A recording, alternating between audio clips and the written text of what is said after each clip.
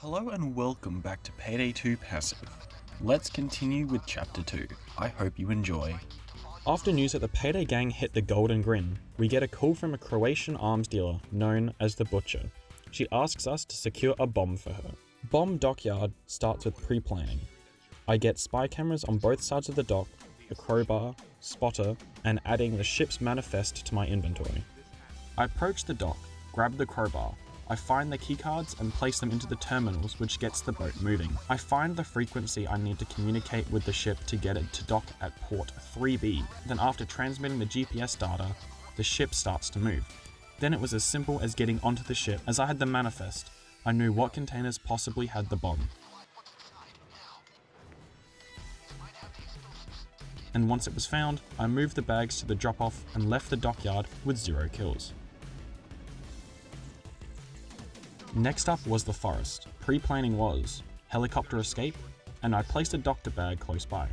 This is, in my opinion, one of the worst heists because of the lack of cover at the beginning of the heist and the elevation of the map, as just by sprint jump crouching for movement, you can down yourself due to fall damage. Once I arrive at the crash site, I grab some thermite. Then I had to find the train car with the vault. I also then had to find some C4 to help me later. Once the thermite burnt through, Bane sent a helicopter loaded with water.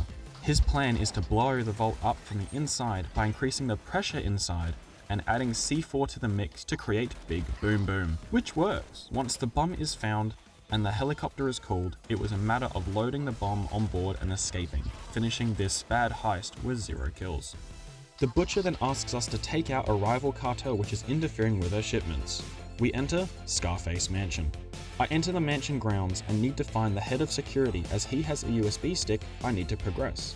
But when I find him, I need to kill him to get the USB stick. And these guards are the same as mobsters in the way that you can't dominate them as they don't have pages. I tried my best to yell at him, hoping he drops the USB by accident, but my attempts are futile and he places handcuffs on me, ending the stealth approach. I decide that I'll need to complete this heist loud, as I will not end this amazing streak of passiveness. So after once again entering the mansion grounds, the AI kills the head of security and I get his USB.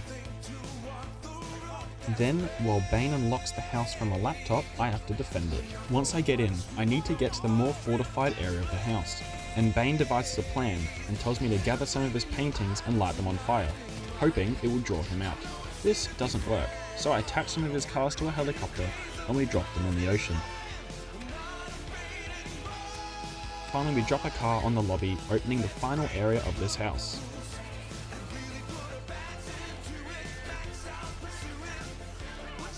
The AI defeats the alive security, and then 2 turrets appear. Now, as they aren't human and considered alive and can't be killed, only destroyed, I shoot and destroy both turrets. Notice that my counter doesn't get increased at all, so they aren't considered enemies. Finally, we confront the cartel's leader, Ernesto Souza. He isn't important, and just like Hotline Miami, the AI shred him into tiny pieces. I then attach 2 winches to the floor safe, and wait for it to be lifted up. I secured some yayo and escaped Scarface Mansion with... What? I didn't kill anyone. Alright, let me just do the heist again. I did everything the same, but this time I didn't shoot the turrets and let the AI do it for me.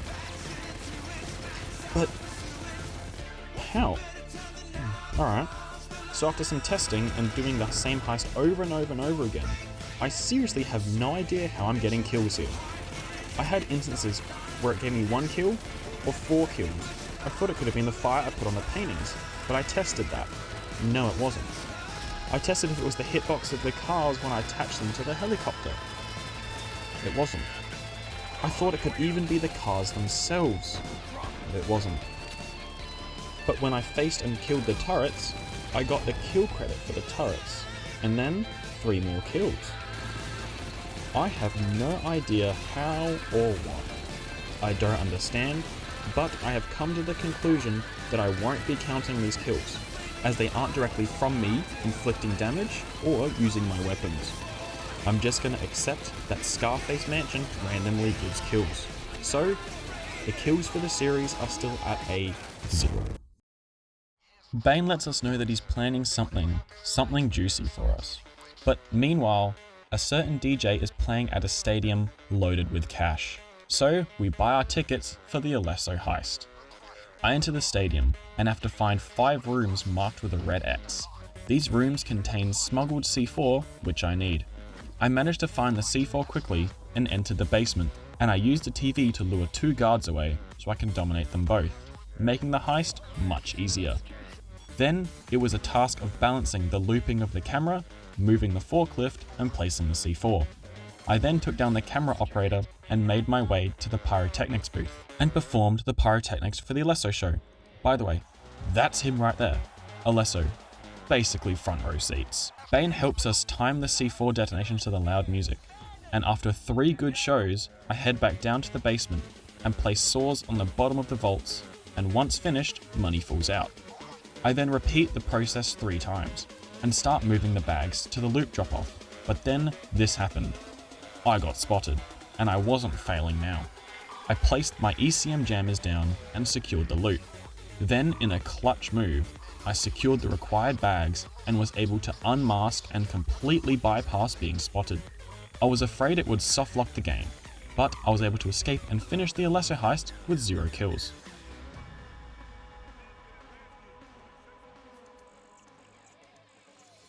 The next heist was Counterfeit, another one of my favourites.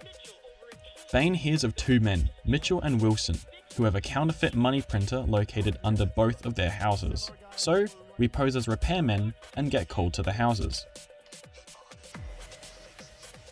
We can either have Mitchell take us to the basement or just find a crowbar and force our way in. Either way, this heist is only partly able to be stealthed. After hacking terminals in both houses, I gain entry to the basement. I then drill a hole in the vault and then drag a hose down to the basement. I place the hose on the vault and let it fill with water. I then found and defended the water main, and in no time, C4 was placed in the vault. It went boom, and after collecting the printer plates, I made a cheeky $115,000 and escaped, leaving Counterfeit with 0 kills.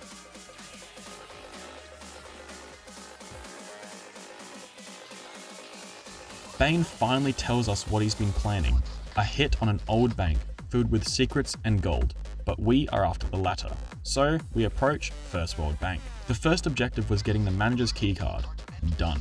Now it was disabling metal detectors near the vault, but that's completely irrelevant, as I just dropped down from the 2nd story. I grab the door code and meet with our insider who opens a door for me, which gets me into the vault lobby.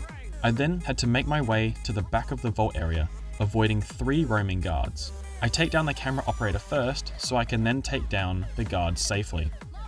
I take down 1 guard, and then abuse the stealth mechanic, and have the alerted guard walk closer. I then use melee to make him surrender. And I also get super lucky with the last guard's pathing, and manage to intimidate him just in time. Then I unlocked the vault, moved the required bags into the vent, and then I shot and killed an innocent window, which made the heist go loud, meaning my escape was much easier. I secured the loot and finished First World Bank with only 1 dead window. Do you remember the hit 2016 first-person movie Hardcore Henry? Yeah, me neither.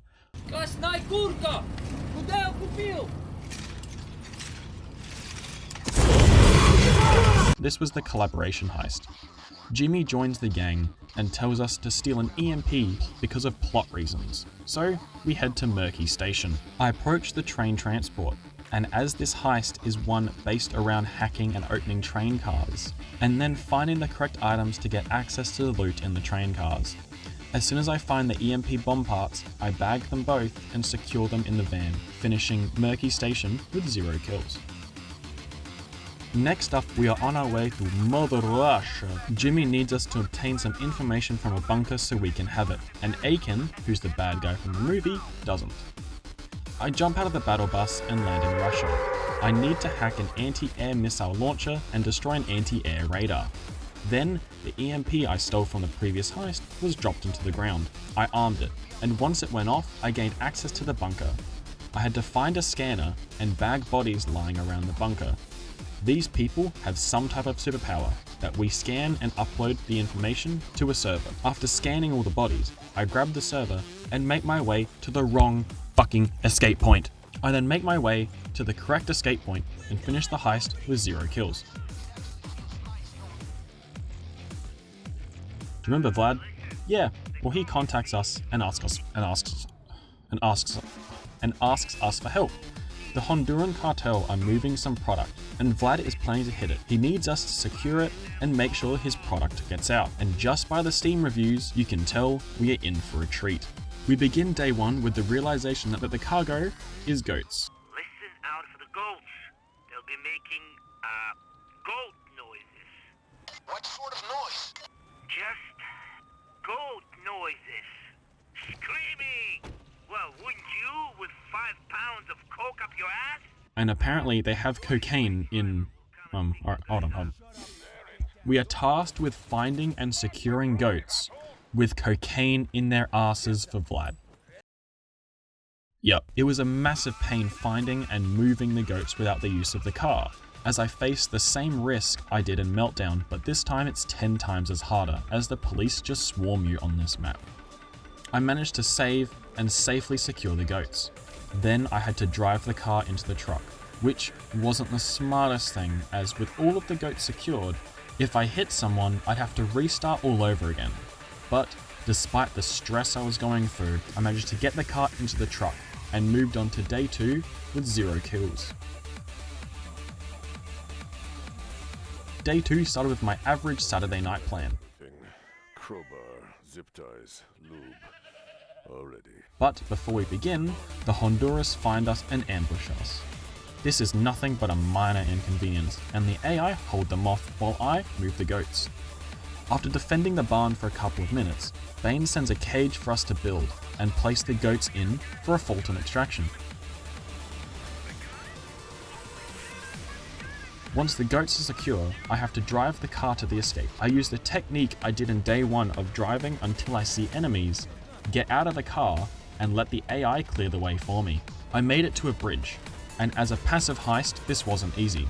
I had to hold out while I hack and wait for the bridge to become straight, so I can drive across, allowing me to finish this heist with an impressive 0 kills.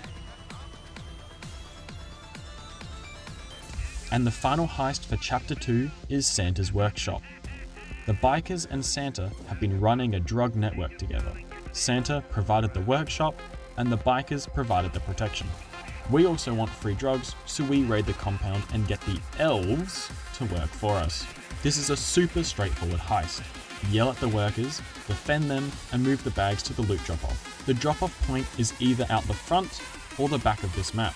It's a 50-50 for each drop-off after every couple of minutes, and I got unlucky every time. I did build a massive amount of 28 bags waiting for the back spawn, but I never got it, and then this happened. Yep, I triggered the escape by mistake, wasting time, but I still managed to get out with 0 kills. And that finishes Chapter 2, still with an impressive 0 kills. Thank you so much for watching, I really appreciate it, and I hope you stick around for the final chapter of Payday Passive coming soon. Thank you.